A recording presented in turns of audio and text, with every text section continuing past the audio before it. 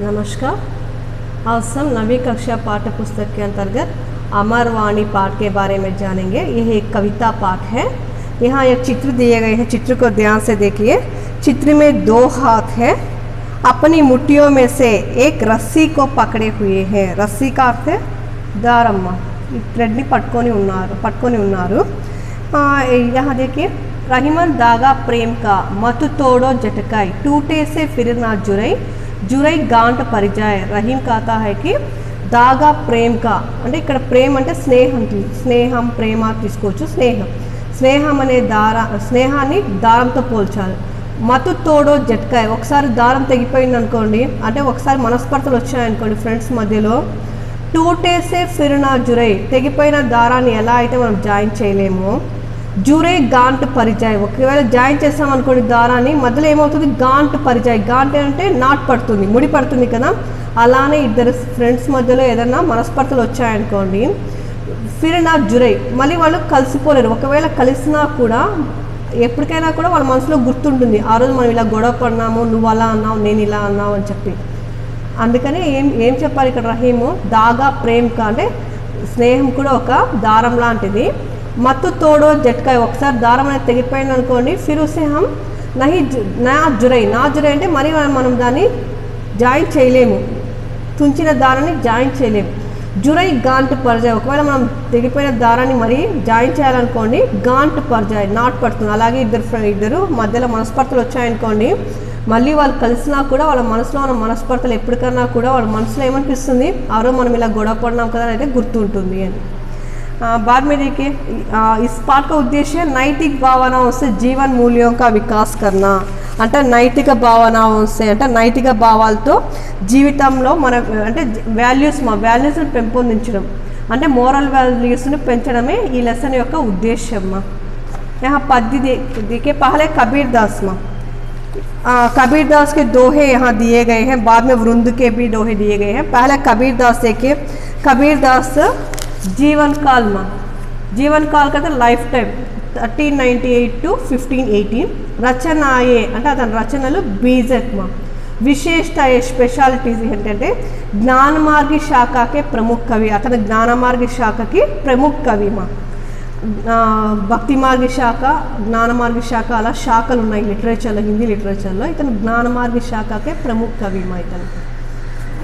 दुख, पहला दोहा देखिए, दुख में सुमिरन सब करे, सुख में करे ना कोई, जो सुख में सुमिरन करे दुख काहे को है, काहे को होई। यहाँ देखिए, दुख में सुमिरन सब करे, जब हम दुख में होते हैं, మనం ఎప్పుడైతే సారోలో బాధలో ఉంటామో, సుమిరన్ సబ్ కరే, సుమిరన్ అంటే స్మరణ, సబ్ కరే అందరూ చేస్తారు।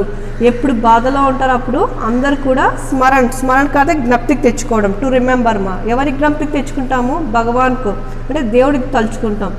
దుఃఖమే సుమిరన్ సబ్ కరే, బాధలో ఉన్నప్పుడు అందరూ భగవంతుని గుర్తు చేసుకుంటారు। సబ్ కరే అంటే అందరూ, సుమిరన్ అంటే స్మరణ గుర్తు చేసుకోవడం, రిమెంబర్ గుర్తు చేసుకోవడం। బాధలో ఉంటే అందరు కూడా భగవంతుని గుర్తు చేసుకుంటారు। సుఖమే కరేనా కోయ్, మనం హ్యాపీగా ఉన్నాం అనుకోండి, ఎవ్వరు కూడా భగవంతుని గుర్తు చేసుకోరు। సుఖమే కరేనా కోయ్ అంటే నా కోయి బి నహి కర్తే హే స్మరణ, సుఖమే అంటే సుఖంగా ఉంటే ఎవరు కూడా భగవంతుని గుర్తు చేసుకోరు। జో సుఖమే సుమిరన్ కరే, ఎవరైతే సుఖంగా ఉన్నప్పుడు కూడా భగవంతుని గుర్తు చేసుకుంటారో, దుఃఖ కాహే కోహోయ్, అలాంటి వాళ్ళకి దుఃఖం అనేది ఉండదు। కాహే కోహోయ్ ఎలా ఉంటుంది, దుఃఖం అనేది ఎలా ఉంటుంది। కాహే కాతే వై, ఎందుకు దుఃఖం అనేది ఎందుకు వస్తుంది వాళ్ళకి, ఎప్పుడు దేవుడు తలుచుకుంటే దేవుడు మనకు కష్టాలు ఎందుకు ఇస్తారు, ఇవ్వరు కదా। మనం దుఃఖంలో ఉన్నప్పుడు మాత్రమే భగవంతుని తలుచుకుంటాం, స్మరణ చేసుకుంటాం। సుఖంలో ఉంటే ఎవరు చేసుకోరు। సుఖంగా ఉన్నప్పుడు కూడా భగవంతుని తలుచుకున్నాం అనుకోండి, దుఃఖం అనేది ఉండదు। कबीर कहते हैं कि दुख के समय सब लोग भगवान को याद करते हैं, लेकिन सुख के दिनों में भगवान का स्मरण ही नहीं करते। यदि हम लोग सुख के समय में भी भगवान का स्मरण करें तो दुख कैसे हो सकता है। इसलिए అంటే ఈ దోహే వల్ల మనకు తెలిసే మోరల్ వాల్యూస్ ఏంటి అంటే, हम भगवान का स्मरण हमेशा करना चाहिए। అంటే ఎప్పుడు కూడా భగవంతుడిని స్మరించాలి, దుఃఖంలో ఉన్నప్పుడే కాదు, సుఖంలో ఉన్నప్పుడు కూడా మనం భగవంతుని తలుచుకోవాలి. ఎప్పుడు మనం భగవంతుని స్మరిస్తూ ఉన్నాం అనుకోండి మనకు కష్టాలు అనేవి రావు. बाद में देखिए धीरे धीरे रे मना धीरे सब कुछ होय माली सिंचे साउगड़ा ऋतु आए फल होय. देखिए धीरे धीरे रे मना धीरे धीरे కాదు స్లోలీ మెల్లగా ఉండు. మనా కాతే మనస్సు మనస్స మెల్లగా ఉండు, స్లోగా ఉండు, నెమ్మదిగా ఉండు. మనస్స మన కాతే హార్ట్ మనస్స నెమ్మదిగా ఉండు. ధీరే సబ్ కుచ్ హోయ్ నిదానంగానే అన్నీ జరుగుతాయి. సబ్ కుచ్ అంటే కంప్లీట్ హోల్ అంతా అని అంతా కూడా. ధీరే సబ్ కుచ్ నిదానంగా అన్నీ అవుతాయి. హోయ్ కాతే టు హ్యాపెన్ అవుతాయి. మాలి సించే సౌగడ మాలి కాతే గార్డెనర్ మా సించే సించే కాతే టు ఇరిగేట్ అంటే మాలి సించే సౌగడ సౌ అంటే 100 గడ అంటే పార్ట్స్. ఒకవేళ గార్డెనరు ఇరిగేట్ చేశాడు అనుకోండి 100 బిందెలు నీళ్ళు తీసుకెళ్ళి పోసాడు అనుకోండి ఒక చెట్టుకి, ఆ చెట్టుకు ఫ్రూట్స్ వచ్చేస్తాయి ఇమీడియట్గా రావు కదా. ఋతు ఆయే ఫల్ హోయ్ ఋతు కాదే సీజన్, ఆ సీజన్ వచ్చేప్పుడు మాత్రమే ఫ్రూట్స్ వస్తాయి. ఇక్కడ చూడండి ధీరే ధీరే రే మన అంటే స్లోగా నెమ్మదిగా ఉండు మనసా. ధీరే సబ్ కుచ్ హోయ్ నిదానంగా, సబ్ కుచ్ కాడితే ఆ హోల్ ఎవ్రీ కంప్లీట్గా అన్నీ కూడా అవుతాయి. మాలి సించే సౌగడ గార్డెనరు 100 బిందెలు నీళ్ళు తీసుకెళ్ళి ఇరిగేట్ చేసినా కూడా ఇరిగేట్ కాడితే నీరు పెట్టడం, ఇరిగేట్ కాడితే నీళ్ళు పెట్టడం 100 పార్ట్స్ నీళ్ళు తీసుకెళ్ళి ఒక చెట్టుకి వేస్తాడు అనుకోండి. ఋతు ఆయే ఫల్ హోయ్ సీజన్ వచ్చినప్పుడు మాత్రమే ఫ్రూట్స్ వస్తాయి, కానీ 100 బిందెలు నీళ్ళు పోసాను ఇమీడియట్గా ఫ్రూట్స్ రావు కదా. ఇక్కడ చూడండి ధీరే ధీరే నిశ్చయ సమయ పర్ హీ హోతే హే. చూడండి నిదానంగా కామ్ ఏదైనా వర్క్ నిదానంగా ఆ టైం కావాల్సినప్పుడు మాత్రమే జరుగుతుంది. మనకు తొందరపడినంత మాత్రం ఇమ్మీడియట్గా ఏమీ జరగదు.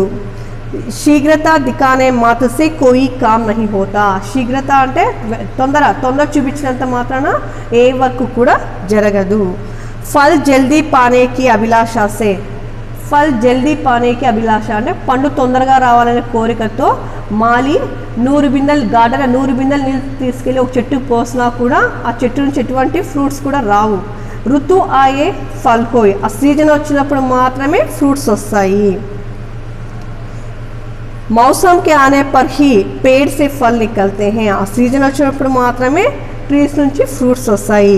इस तरह जल्दबाजी करने मात्र से कोई काम नहीं होता. ఈ విధంగా మనం తొందరపాటు చేసేంత మాత్రాన ఏం రిజల్ట్ ఉండదు. మనం స్లోగా నెమ్మదిగా ఉంటే ఏ టైం జరగాల్సిన వర్క్స్ ఆ టైం జరుగుతాయి అని ఈ పోయం యొక్క మోరల్ వాల్యూ నీతి, ఈ పోయం యొక్క నీతి అది. నెక్స్ట్ చూడండి साई इतना दीजिए जामे कुटुंब समाए. साई का अर्थ भगवान, भगवान मुझे इतना दीजिए నాకు ఇంతనే ఇవ్వండి. జామే కుటుంబ సమాయే జామే का अर्थ जिससे దాంతో కుటుంబం అంటే ఫ్యామిలీ, నా ఫ్యామిలీని పోషించుకోవాలి. సమాయ का अर्थ పోషించుకోవడం, నా ఫ్యామిలీని పోషించుకునేంత నాకు ఇవ్వండి. మై బి భూకా నా రహు నేను కూడా హంగ్రీగా ఉండకూడదు. నా రహు అంటే నహి, నాకంటే నహి లేదు, నేను కూడా ఆకలిగా ఉండకూడదు. సాధు నా భూకా జాయ్ సాధు కాతే ఇక్కడ సెయింట్స్ జో బి హమారే ఘర్ కో ఆతే అతిథి అంటే ఎవరైనా మన ఇంటికి వస్తారు కదా అతిథులు, అలాంటి వాళ్ళు కూడా సాధువులు కూడా ఆకలిగా వెళ్ళకూడదు. అంటే భగవంతుని మనం కోరుకుంటున్నారు, ఏమని కోరుకుంటున్నా ఇతనా దీజియే భగవాన్ ఇతనా దీజియే నాకు ఇంతనే ఇవ్వండి. జిస్సే మేరా కుటుంబ సమయ దాంతో నా ఫ్యామిలీని నేను పోషించుకోవాలి. మై బీ భూకా నా రహు నేను కూడా ఆకలితో ఉండకూడదు, హంగ్రీతో ఉండకూడదు. సాధు నా భూకా జాయ్ అర్థాత్ సాధు లోగోంకో అంటే సెయింట్స్ కూడా నేను ఆకలి తీర్చాలి. అంటే నేను ఆకలిగా ఉండకూడదు, నా ఇంటికి వచ్చే వాళ్ళకు కూడా నేను అన్నం పెట్టాలి అని అడుగుతున్నారు. అదే తెలుగులో చూడండి మా పరమాత్మ ఓ దేవుడా దయచేసి నా కుటుంబాన్ని పోషించగలిగినంత నాకు ఇవ్వు, నా ఆకలి తీర్చుకోవాలి, నా ఇంటికి వచ్చిన సాధువుల యొక్క ఆకలి కూడా తీర్చగలిగేంత సంపద నాకు ఇవ్వు అని చెప్పేసి ఇక్కడ కబీర్ దాస్ అడుగుతున్నారు మా. बाद में देखिए बाद में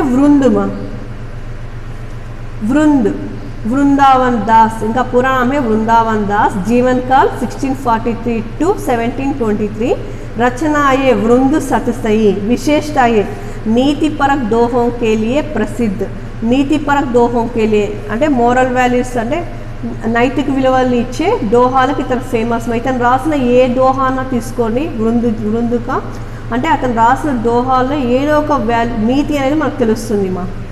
ఇక్కడ చూడండి, ఉత్తమ్ జనకే సంగమే సహజే హి సుఖబాసి జైసే నృపులావ ఇతర్ లేత సభా జన్వాసి. ఉత్తమ్ జన్ అంటే గుడ్ పీపుల్ అని మా. ఉత్తమ్ అంటే గుడ్ అని, జన్ అంటే పీపుల్ అంటే మంచి వాళ్ళ. సంఘమే సంఘ అంటే సాంగత్యం కంపెనీ మా, మంచి వాళ్ళ కంపెనీలో అంటే మంచి వాళ్ళ జతలో ఉంటే. సహజేహి సుఖబాసి సహజేహి అంటే న్యాచురలీ. సుఖబాసి అంటే సుఖం అనేది మనకు కూడా వస్తుంది. మంచి వాళ్ళ జతలో మంచి వాళ్ళ సాంగత్యంలో మంచి వాళ్ళ కంపెనీలో మనం ఉంటే అంటే మంచి వాళ్ళ జతలో మనం ఉంటే న్యాచురల్గానే మనకు కూడా సుఖము సంతోషం అనేవి వస్తాయి. బాసికా అంటే ప్రకాశించడం అని మా, అంటే సుఖంతో మనం కూడా ప్రకాశిస్తాము. మంచి వాళ్ళ జతలో అంటే మనం కూడా హ్యాపీగా ఉంటాము. జేసే నృపు లాభ ఇతర్ ఎలాగంటే ఒక నృప్ అంటే కింగ్ మా. కింగ్ లాతా హై ఇతర్, ఇతర్ కాతే సెంట్ మా అంటే పర్ఫ్యూమ్. ఇతర్ కాతే సెంట్ అని. ఒక రాజు పర్ఫ్యూమ్ వేసుకొని వచ్చాడు అనుకోండి. లేత్ సభా జన్వాసి లేతే సభాకే జన్వాసి అంటే సభలో ఉన్న వాళ్ళందరూ కూడా పర్ఫ్యూమ్ని పీల్చుకుంటారు కదా. వేసుకొచ్చేది రాజు ఒకటే పర్ఫ్యూమ్ని, కానీ దాని యొక్క పర్ఫ్యూమ్ని సుగంధాన్ని ప్రతి ఒక్కరూ సభలో ఉన్న వాళ్ళందరూ కూడా. సభ అంటే కోర్టుమా అంటే రాజ దర్బార్లో ఉన్న. జన్వాసి అంటే ప్రజలందరూ కూడా అంటే సభా జన్వాసి సభాకే లోగ్ సభలో ఉన్న వాళ్ళందరూ కూడా లేతేహే తీసుకుంటారు. ఏం తీసుకుంటారు? రాజు వేసుకున్న పర్ఫ్యూమ్ స్మెల్ అందరు కూడా పీల్చుకుంటారు. అదేవిధంగా మంచి వాళ్ళ జతలో ఉంటే న్యాచురల్గా మనం కూడా సుఖాన్ని సంతోషాన్ని పొందగలుగుతాము. అదకే इन दोहों में वृंद जी कहते हैं कि अच्छे और महान गुण वालों के सांगत्य में अच्छे और महान लोगों के सांगत्य में అంటే మంచి వాళ్ళ జతలో ఉంటే उनके सांगत्य में सदा सुख ही मिलता है అంటే ఎప్పుడు కూడా మనకు సహజేహి అంటే న్యాచురల్గా మనం కూడా సుఖంగానే ఉంటాం. మంచి వాళ్ళ జతలో ఉంటే మనకు కూడా సుఖము సంతోషం లభిస్తుంది. इसी का उदाहरण वे इस तरह देते हैं. దీనికి ఎగ్జాంపుల్ చెప్పారు చూడండి. राजा सभा में इत्र लेकर आते हैं. राजू सभलो इत्र का आते इतर का आते सेंट पुष्कोच्चार अनुकोंडी. सुगंध का सुख सभी सभासद लेते हैं. आ सुगंधम యొక్క స్మెల్ ని సభీ సభాసద్ అంటే సభలో ఉన్న ప్రతి ఒక్కరు జనవాసి ప్రతి ఒక్కరు కూడా ఆ స్మెల్ ని వాళ్ళు కూడా తీసుకుంటారు. అర్థాత్ వే ఇతర్ కా అనుభవ కర్తే హే అంటే తీసుకుంటారంటే వెళ్ళి తీసుకోవడం కాదు, ఆ స్మెల్ని అందరు కూడా అనుభవిస్తారు. ఆ స్మెల్ అందరు కూడా తీసుకుంటారు, పీల్చుకుంటారు అని. నెక్స్ట్ చూడండి. करई बुराई सुख चहै कैसे पावै कोई रोपै बिरवा आँख को आम कहाते आई कहाते होय। यहाँ देखिए करई बुराई का अर्थ చేసేవంత బురాయి అంటే బ్యాడ్నెస్, చేసేవంత చెడు పనులు అనుకోండి. సుఖ్ చహై సుఖాన్ని కోరుకుంటే, చహై కాతే చాహనా విశ్వ, కరై బురాయి చేసేవంత చెడు పనులు చేసి, సుఖ్ చహై సుఖ్ చాహేతో కైసే పావై కోయి కైసే ఎలా, పావై కాతే టు గెట్ ఎలా పొందుతారు ఎవరైనా కూడా. కరై బురాయి చెడు పనులు చేసి సుఖం కావాలంటే ఎలా పొందుతారు ఎవరైనా కూడా. రోపై బిరవా ఆకుకో రోపై కాటే టు సో నాటడం, బిరవా ఆకుకో బిరవా ఆకతే బిరవా ఆకుకో కాతే జిల్లెడ్ ప్లాంట్ మనం జిల్లెడ్ ప్లాంట్ని ప్లాంటేషన్ చేస్తామనుకోండి. రోపై కాదే టు సో అంటే నాటడం. జిల్లెడు మొక్కను నాటిన తర్వాత ఆమ్ కహాతే హోయ్ ఆమ్ కహాతే హోయ్ మనం వేసిన సీడ్ వచ్చేసి జిల్లెడ్ ప్లాంట్ సీడ్ వేసినాము. మనకు మ్యాంగోస్ ఎలా వస్తాయి చెప్పండి. ఏ ప్లాంట్ మనం ప్లాంటేషన్ చేస్తామో దాని ఫ్రూట్స్ కూడా ఆ సీడ్స్ ఏమేస్తే దాని ఫ్రూట్ కూడా అదే వస్తుంది కదా. అలానే ఇక్కడ కూడా హమ్ బురాయి కరే మనం చెడు చేస్తామనుకున్న రిజల్ట్ కూడా మనకు అలానే ఉంటుంది. బురాయి కరికే సుఖ్ చాహేతో కహాసే పావే. ఒకవేళ మనం చెడు చేస్తామనుకోండి, చెడు పనులు చేసి మనకు సుఖం కావాలి సంతోషం కావాలి అంటే మనం ఏ రకంగానూ కూడా పొందలేము. అంటే ఏ ప్లాంట్ ఎలా మనం చేసే పనులను బట్టి రిజల్ట్ కూడా అలానే వస్తుంది. దానికి ఎగ్జాంపుల్ చూడండి. మనం జిల్లెడు మొక్క వేసామనుకోండి, మనకు జిల్లెడ్ ప్లాంటే వస్తుంది కానీ మ్యాంగోస్ రావు కదా, అంటే మనం చేసే పనులను బట్టి దాని రిజల్ట్ వస్తుంది. మనం ఏ సీడ్స్ అయితే మనం ప్లాంటేషన్ చేస్తామో దాని రిజల్ట్ ఆ ఫ్రూట్స్ కూడా అలాంటివే వస్తాయి అని. తెలుగులో చూడండి, ఎవరైనా చెడు చేసి సుఖం కావాలి, సంతోషం కావాలంటే ఎలా దొరుకుతుంది? దీనికి ఉదాహరణ వృంది ఇలా చెప్తున్నారు. జిల్లేడు మొక్క వేసి మామిడి పొందడం ఎలా సాధ్యమవుతుంది? అదేవిధంగా మేలు చేస్తే మనం సుఖాన్ని పొందగలం, కీడు చేసి మన సుఖాన్ని ఏ రకంగానూ కూడా పొందలేము. అర్థమైందామా? చూడండి, बुराई करके सुख चाहे तो वह कैसे मिल सकता है? बुराई करके हम सुख चाहे तो वह कैसे मिल सकता है? इसका अर्थ है कि बुरा करके सुख पाना असंभव है, ఇంపాసిబుల్. మనం చేసే చెడు పని చేస్తాం, దాని రిజల్ట్ కూడా అలానే ఉంటుంది. మనకు హ్యాపీనెస్ అనేది రాదు, ఇంపాసిబుల్ హ్యాపీనెస్ రావడం. మనం చేసే వర్క్స్ బట్టి దాని రిజల్ట్ ఉంటుంది. దీనికి ఉదాహరణ వృంది ఏం చెప్పాడు? ఆకు కా పౌదా लगाकर జిల్లేడు మొక్కను వేసి ఆమ్ కా ఫల్ ప్రాప్త్ కర్నా సంభవ్ నహీ హో సక్తా హే. మనం జిల్లేడు మొక్క వేస్తే జిల్లేడి మొక్కనే పెరుగుతుంది, కానీ ఆ జిల్లేడి మొక్క ప్లేస్లో జిల్లేడి మొక్క నాటితే మనకు మ్యాంగోస్ రావు. అలానే మనం చేసే పనులను బట్టి రిజల్ట్ ఉంటుంది. बाद में देखिए, करत करत अभ्यास से जड़मती होत सुजान, रसरी आवत जातते सिल पर परत निशान. देखिए, करत करत का अर्थ करते हुए అంటే చేస్తూ అభ్యాస్ करते ప్రాక్టీస్ करते జడమతి का अर्थ फूल మా అంటే మూర్ఖుడు. హోత్ సుజాన్ का अर्थ క్లవర్ మా అంటే ప్రాక్టీస్ చేస్తూ ఫూల్ కూడా అంటే జడమతి మూర్ఖుడు కూడా క్లవర్గా మారిపోతాడు. మూర్ఖుడు కూడా ఏమవుతాడు? క్లవర్ అయిపోతాడు, పండితుడు అయిపోతాడు. ఎలా పండితుడు అవుతాడు మూర్ఖుడు? అభ్యాస్ करते ప్రాక్టీస్ చేయడం వల్ల మూర్ఖుడు కూడా పండితుడు అవ్వగలడు. రసరీ ఆవత్ జాతితే, రసరీ కాతే రోపు రోపు జాతితే అంటే రోపు రగడ్సే అంటే దారం యొక్క రగడ్ ఫ్రిక్షన్తో అంటే ఇప్పుడు ఒక బావి ఉందనుకోండి, ఆ బావి పై నుంచి మనం నీళ్లు తోడుకోవడానికి బావి పైన ఉంటుంది కదా, దానిపై నుంచి తాడు వేస్తుంటాం.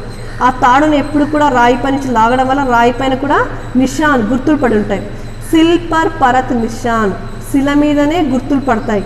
అలాంటిది ప్రాక్టీస్ చేస్తే మనిషి మైండ్లో అదే గుర్తుండదమ్మా, ఈజీ గుర్తుంటుంది కదా. ఇక్కడ చూడండి, రసరీ ఆవత్ జాతితే అంటే రస్సీ యొక్క ఫ్రిక్షన్తో రాపిడితో తాడు యొక్క రాపిడికి శిల పైన కూడా నిషాన్గా సింబల్స్ పడతాయి, శిల మీద కూడా సింబల్స్ పడతాయి.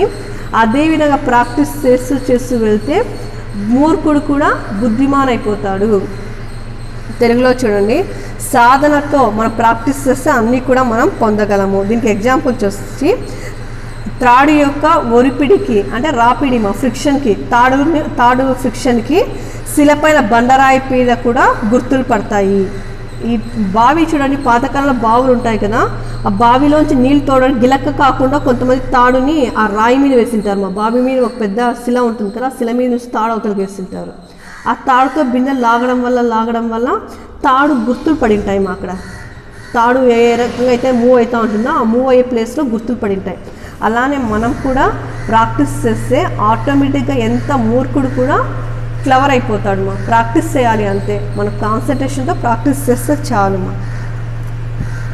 हिंदी में देखिए इसका अर्थ, अभ्यास से हम सब कुछ प्राप्त कर सकते हैं. इस विषय का उदाहरण इस प्रकार देखिए, रस्सी की बार रगड़ से जातना का रगड़ फ्रिक्शन तो शिला पर भी निशान पड़ जाता है, शिला मीद कूड़ा गुर्तुल पड़ताई. इसी तरह अभ्यास करते मूर्ख भी ज्ञानी बन सकता है. ध्यान से एक बार नहीं 2-3 बार वीडियो देखिए, समझ लीजिए. धन्यवाद.